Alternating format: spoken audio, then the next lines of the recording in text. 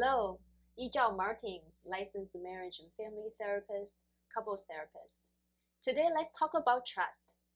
I often hear from the non-ADHD partners that I can't trust my ADHD partner, that because they don't follow through with their promises, and I don't feel safe. There's no consistency. Does it sound familiar to you? So if you're the partner that with more ADHD symptoms on this spectrum, this end of the spectrum of ADHD, what do you think about those statements? Is there any truth to you? What do you feel about those statements, or you can say opinions, right? And maybe complaints. So I often ask the non-ADHD partner when they have those questions, what does a trust mean to you?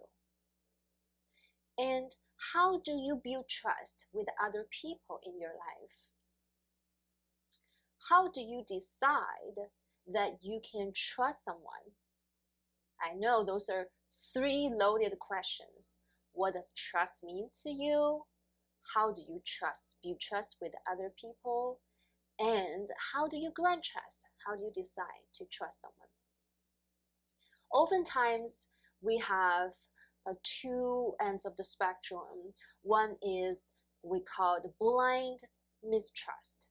That means, well, I give you my full trust from the very beginning, from the get-go, without any assessment, without any questioning. I'm just a trusting person.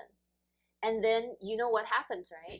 Down the road, you see something that's not aligned with your criteria of trusting, and then you decide, I can't trust you anymore, and then you switch to the other end of the spectrum, which we call blind distrust, that I can't trust anything you say or anything you do anymore.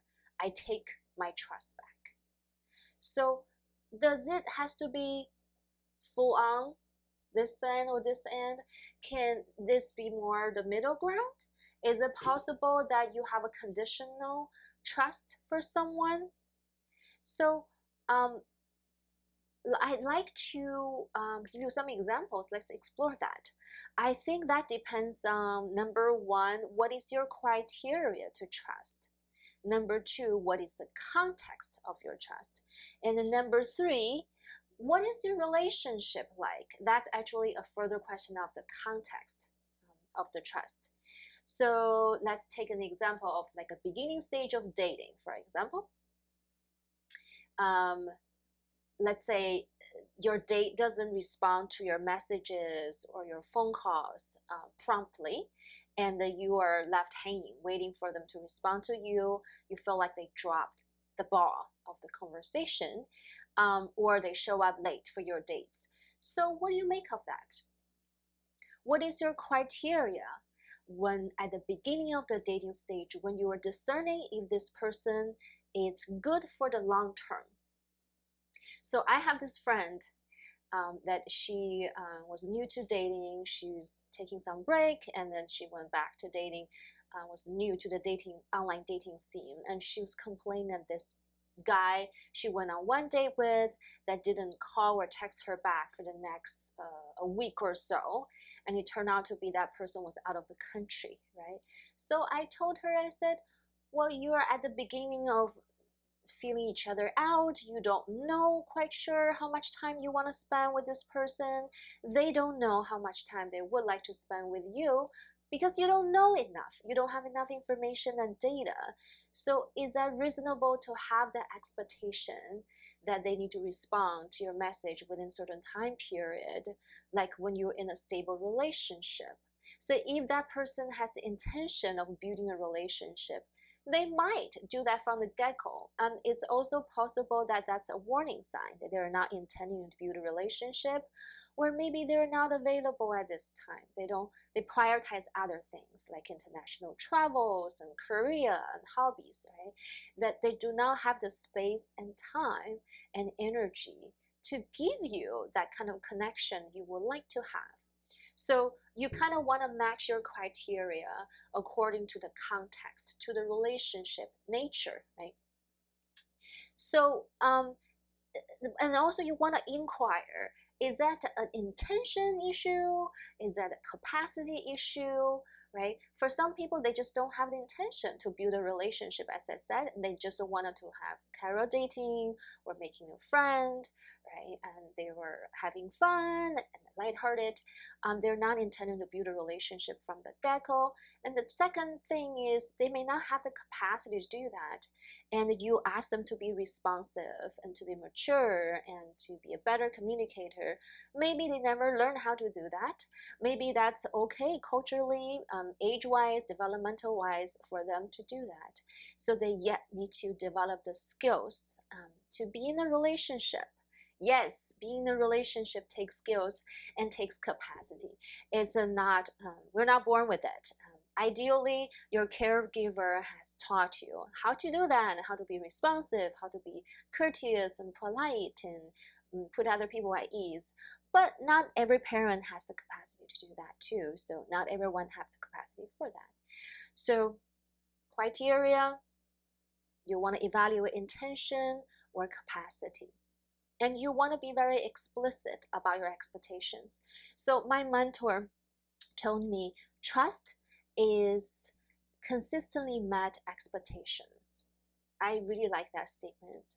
So that's being said, you first want to define yourself. What is your criteria? Like at the beginning of dating, what is your criteria? What is your expectation? Like I often tell people, like I go out with, that I'm not a texter. I don't like to text on the tiny little phone. I prefer to call, leave a voice message, or use a voice memo to send the messages, and it's easier for me.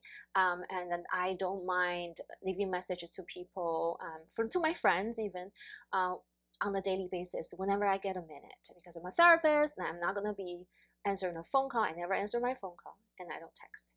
Right? So that way people don't take it personal and say, oh, you're not interested in speaking to me, you don't care about our friendship and our relationship. No, it's just my personal preference. So when you set expectations straight, you tell them your criteria and what do you expect. Well, if I don't text, do I expect to get a text from other people? Do I expect other people to call me back or leave me a voice message like the way I do? No, not necessarily, right? I can tell them that you don't have to do that. You do the way that works for you. As long as we feel our communication channel is clear, that is fine. So you set your expectations, your criteria. And part of the expectation is you want to decide how long is the observational period. For example, well, maybe at the beginning of 6 months you start dating, you're not quite sure how much time you want to spend with this person, and you wanted to have a lower expectation as for communication, and then after that you decide you have a conversation that you want to be in a relationship. You may escalate the frequency and cadence of contact and the way of contact, and you can tell the other person and negotiate what works for the two of you. See if you're in a committed relationship. How often do you expect to see each other? What is the best communication style and method? And how often, how frequent you expect them to get back to you, right? It works in other relationship as well. Say co-parenting relationship. My expectation is if you call me for co-parenting issue, that must be, it's better be something really urgent, like the child needs to go to the hospital or the school called for emergency. Other issues, if it's something quick, you can text. If it's elaborate, may need a back and forth discussion, maybe in an email. And let me know when is a good time to call back so we can go get on the phone and talk about that. That's my preference, right? Each co-parent is different as for their way of communication and how long you expect them to get back to you. Say, oh, I need to plan this vacation. I need to get a ticket for the activity for the kids. Please respond, say, by Sunday afternoon, 5 p.m. And that is expectation.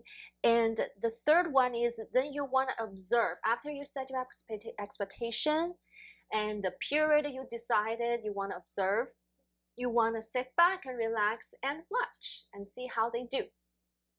And if they consistently meet most of your expectation, you decide that's good enough. You can say, well, I can grant you the trust temporarily and conditionally, unless down the road there's a rupture, then that calls for repair, right? Talking about rupture, that oftentimes in my couple therapy sessions, their clients have some we call relationship trauma. For example, childbirth. The non-birthing partner was not available to the birthing partner the way they want them to be, and oftentimes it was not communicated how they want them to be. Well, for a lot of people, it's their first time. They're scared, there's a lot of anxiety, they don't know what to expect, they don't know what they want from their partner, so it's hard to describe that. And then there is some rupture in their attachment bond, and then that actually needs some in-depth hand-holding repair for the bond before you can grant the trust again. Another example is affairs or transgression, when the trust is breached. And then the two partners want to talk about what is the expectation for boundary with other people and how to talk about that openly, have a protocol in order to avoid future rupture. But then in order to grant the trust again, it takes some depth work for one partner to express their expectation and the trial period. And actually, if that's met mostly, take a rest to grant that trust temporarily and then continue to observe. So that's so much for trust. And I know ADHD partners tend to create this impression that they do not care, love their partner enough to meet the expectations, either calling, texting, showing up on time, or following up with tasks.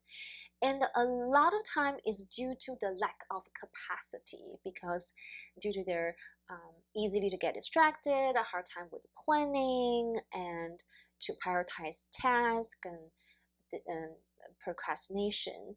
So all of those can be supported and helped and built in order to have more capacity to be trusted. But the other side of it could be they don't have the intention, there might be something else going on here, that they prioritize themselves, they do not care enough. That's a possibility. I'm not ruling that out. So it's very important for you to inquire with your partner. Is that the intention there? Do they have the capacity there? What's really getting in the way for them to meet your expectations, even though you express it very clearly?